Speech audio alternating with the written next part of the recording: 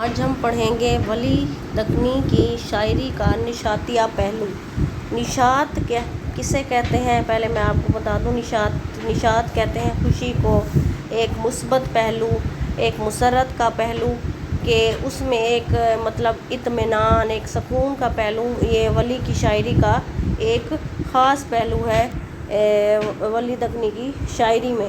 اس سے پہلے میں نے ولی دکنی پر ویڈیو بنائی تھی، ولی دکنی کا تصور حسن و عشق، اسے تفصیل سے ڈسکس کیا گیا تھا۔ وہ میں ڈسکرپشن میں دے دوں گی، تو وہ آپ ضرور چیک کر لیجئے گا اگر آپ نے وہ سوال حل کرنا ہے تو شروع کرتے ہیں۔ ڈاکٹر عبادت بریلوی لکھتے ہیں کہ عشق و عاشقی ولی کے تغزل میں حواس کے مختلف ارتعاشات کا نام ہے۔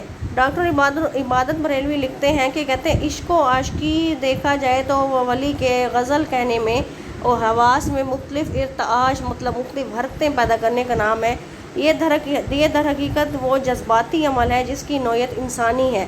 ولی اس جذباتی تسکین کے لیے زندگی کے راستوں پر کشاں گزرتے اور اس کے مختلف میدانوں کی خاک چھانتے ہیں۔ ولی کی شاعری کا میں آپ کو بتاؤں ایک بڑا پہلو یہ ہے کہ اس میں ایک مثبت پہلو، اس میں خوشی کا پہلو، محبوب کے خدوخال کی تعریف کھل کر کرنا، محبوب کے حسن کی تعریف کرنا، ایک رومانوی فضا پیدا کرنا ولی کی شاعری کا ایک اہم عنصر تھا کہ ولی اپنے محبوب کی کبھی قد کی تعریف کرتے ہیں، محبوب کے قد کو سرو قد کہتے ہیں، اس کی چال کو خوبصورت نام دیتے ہیں، اس کی آنکھوں کو خوبصورتی سے تشبیہ دیتے ہیں، وغیرہ وغیرہ۔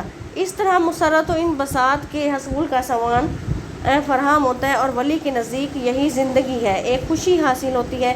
یہی سبب ہے کہ وہ عشق و عاشقی کے نشاتیہ پہلو کی ترجمانی اتنی شدید نظر آتی ہے کہ ان کے درد و غم کا پہلو بڑی حد تک پس منظر میں جا پڑتا ہے۔ وہ مختلف نشاتیہ معاملات کی ترجمانی بڑی خوبی سے کرتے ہیں، لیکن یہ ترجمانی کبھی بھی ان کے یہاں لذت پرستی اور تعیش پسندی کی ہر سرحدوں میں داخل نہیں ہوتی۔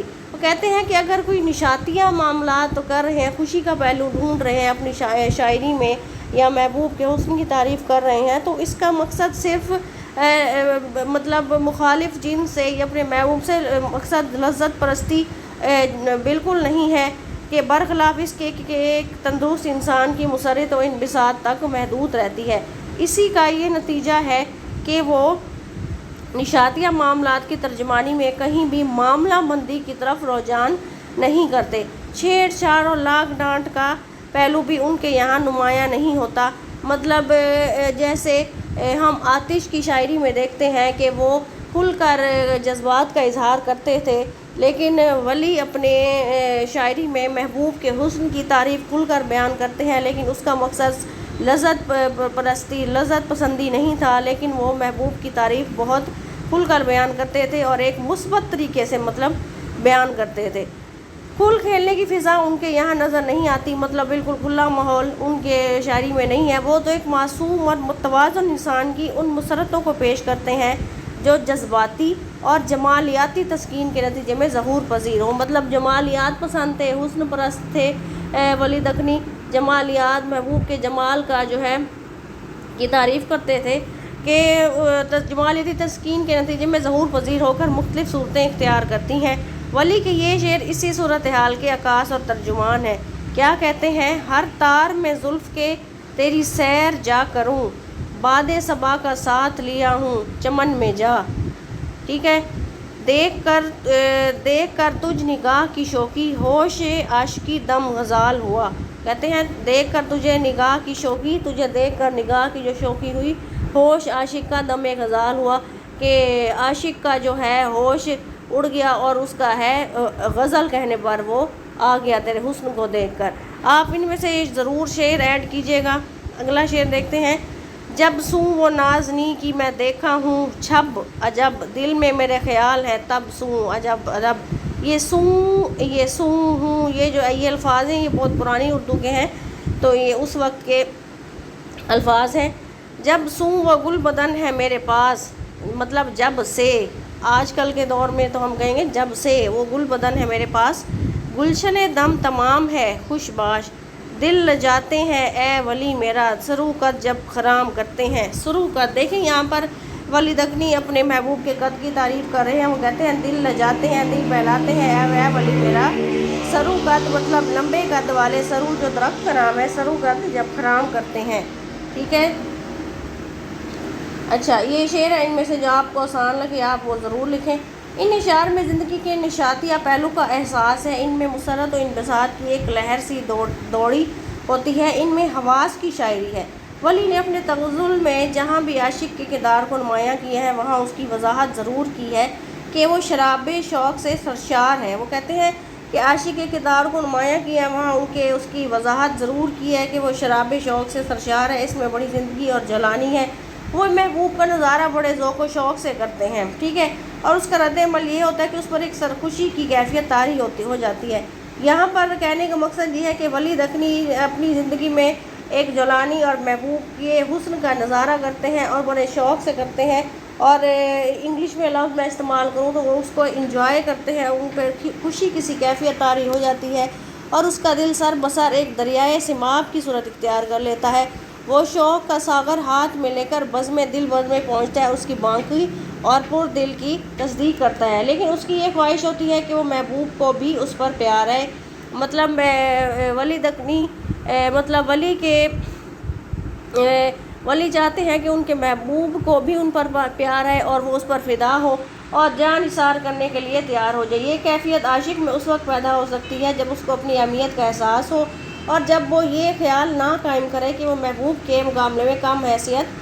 ولی کے تغزل میں عاشق کے کم حیثیت کا تصور نہیں ملتا. یہاں پر کہہ رہے ہیں کہ ولی کی شاعری میں اگر دیکھا جائے تو عاشق کم حیثیت بالکل بھی نہیں ہے.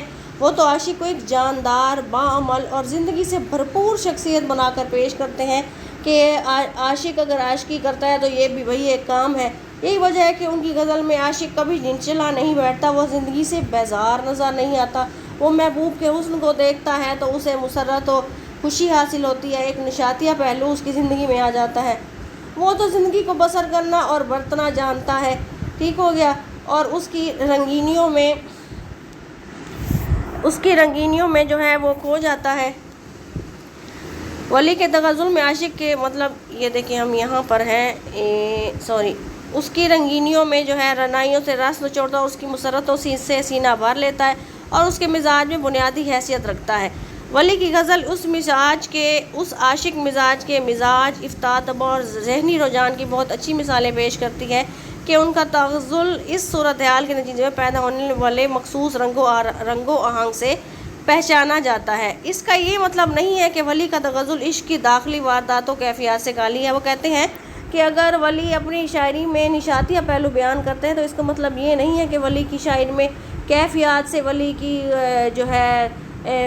جو شاعری ہے وہ خالی ہے, محسوسات سے خالی ہے کہ وہ صرف محبوب کی تعریف کرتے رہتی ہیں اور مختلف کیفیات سے وہ نہیں گزرتے. ان کی غزل میں اس نشاطیہ پہلو کے دوش بدوش اس کی داخلی واردات و کیفیات کی ترجمانی بھی مل جاتی ہے. یہ ٹھیک ہے کہ اس کا پلہ اس میں بہت بھاری نہیں ہے. مجموعی طور پر تو وہ نشاطیہ پہلو ہی غالب نظر آتا ہے. ٹھیک ہو گیا. ولی کی نشاطیہ شاعری کے حوالے سے ڈاکٹر سید عبداللہ لکھتے ہیں کہ عام اردو فارسی شاعری میں غم کی آواز زیادہ نمایاں ہے لیکن ولی کی غزل میں اس کے برعکس خوشیوں کا, قدر امید کا, نشاط کا عنصر بھرا ہوا ہے. اب یہاں پر یہ کہنا چاہ رہے ہیں ڈاکٹر سید عبداللہ کہ اگر عام اردو اور فارسی شاعری دیکھیں تو جو عاشق ہے وہ محبوب کا گلہ کرتا ہوا دکھائی دیتا ہے, محبوب کے ظلم و ستم کا شکار دکھائی دیتا ہے, محبوب کے ظلم و ستم کا, محبوب کی بے رخی کا شکوہ کرتا ہوا دکھائی دیتا ہے. لیکن اگر ہم ولی کی غزل پڑھیں تو وہ اس کے برعکس ہے. وہ اس میں محبوب کے حسن کو دیکھتے ہیں تو وہ خوش ہوتے ہیں اور ان میں امید کا پہلو ہوتا ہے, نشاط کا عنصر بھرا ہوا ہوتا ہے. مطلب ایک امید ہوتی ہے کہ میں محبوب سے ضرور ملوں گا. مطلب اس قسم کے ان کے مثبت خیالات ہوتے ہیں. معلوم ہوتا ہے کہ ان کے یہاں اگر غم ہے تو وہ بھی ایک عام اور معمولی غم ہے جو عام انسان کا غم ہوتا ہے. مطلب جس طرح عاشق کو پیش کیا گیا ہے روایتی اردو شاعری میں, فارسی شاعری میں, وہ عاشق ولی کی شاعری میں کم ہی ملتا ہے. یہی وجہ ہے کہ ولی کو حسن کا تصور یا ستائش گر کہا جاتا ہے. اس لیے ولی دکنی محبوب کا, میں نے آپ کو پہلے بتایا کہ محبوب کی تعریف کرنے میں, ان کے تصور میں محبوب کے یا اس کو سراہنے میں, ستائش کرنے میں بہت مشہور ہے. وہ جذبات محبت کی مصوری کم کرتے ہیں لیکن حسن محبوب کی تصویر گری زیادہ کرتے ہیں. وہ کہتے ہیں کہ جذبات جو محبت کے جذبات ہوتے ہیں جو دوسرے شاعر بیان کرتے ہیں کہ میں مر رہا ہوں، میں جی رہا ہوں، میرا جینا مشکل ہو گیا ہے، یہ ہے وہ ہے، میں محبوب کے تصور میں کھویا رہتا ہوں، اس کے بجائے وہ محبوب کے حسن کی تعریف میں لگے رہتے ہیں۔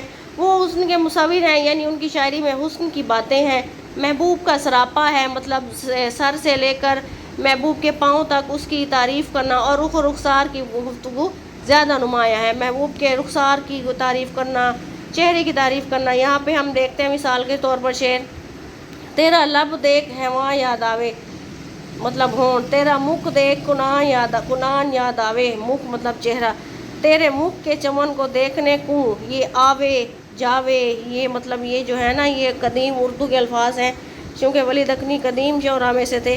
تو تیرے مکھ کے چمن کو دیکھنے کو مجھے فردوس رضواں یاد آوے، مطلب دیکھیں یہاں پر کھل کر وہ محبوب کے حسن کی تعریف کر رہے ہیں۔ ولی نے پہلی چیز جو اردو شاعری کو دی وہ ان کی نشاط آمیزی ہے، مطلب مثبت پہلو ہے، ایک خوشی کا پہلو ہے۔